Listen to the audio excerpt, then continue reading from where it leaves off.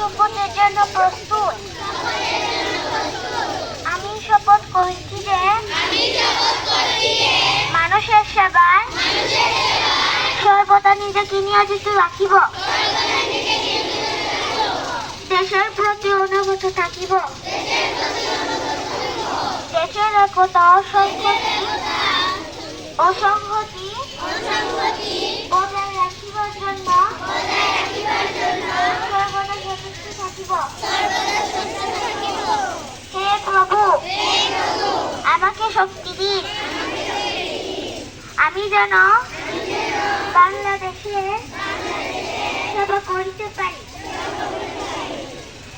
এবং বাংলাদেশকে একটি শক্তিশালী ও আদর্শ রাষ্ট্র হিসাবে গড়িয়া তুলতে পারি।